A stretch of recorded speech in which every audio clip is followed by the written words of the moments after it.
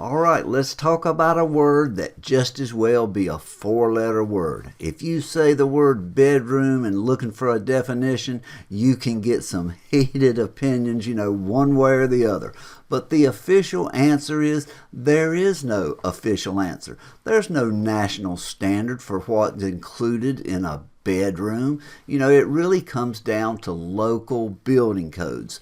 If you look in any dictionary, it's basically about a room for sleeping in or something about a bed and having a place to sleep. But they're all pretty similar in that regard.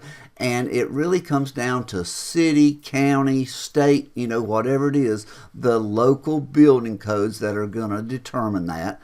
And it really is more about safety than it is about any other item on there. Now, the four things we think you should have to be included as a bedroom is an entrance.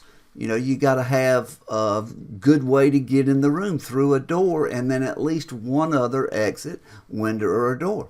Ceiling height got to be at least half of the room over 7 feet tall. Now that's one that can get interesting in older homes, but the escape has to do really with the entrance there. You got to have a way to get in and get out. You got to have two entrances for safety, and the residential codes deal with the size of that space. Now also the size of the room, depending on your area, somewhere between 70 to 80 square feet, they say, is the minimum size of a bedroom. So we can't use, these long hallways or things like that. But if you read Realtor.com, they give you 6 ways to tell if a bedroom is a bedroom. The minimum square footage we just talked about, 70 to 80 square feet. The tricky one is the horizontal footage. The minimum square footage doesn't really tell the whole tale, and it's got to be at least 7 feet in any horizontal direction. Think about that one a little bit. Okay, now we talked about the two means of egress, way in and out. The minimum ceiling height, at least 7 feet for half the room. Minimum window size, that's per code. And one other key issue here is a heating and cooling element. What does ANSI say?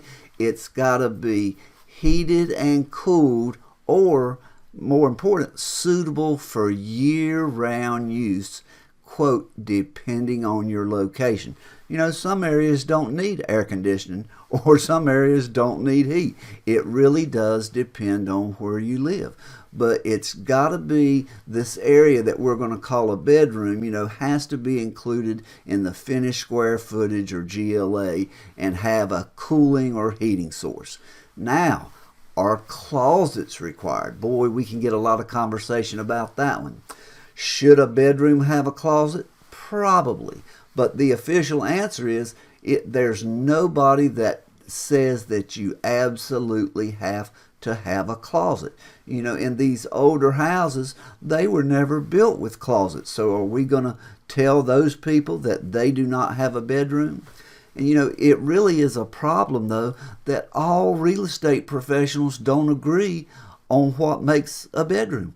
And that really makes us all look bad, whether it's square footage or bedroom counts. So what does ANSI say about a bedroom?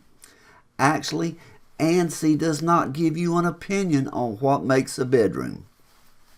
There's no definition, there's no recommendation. Within the main text of the ANSI standard, the word bedroom is never mentioned.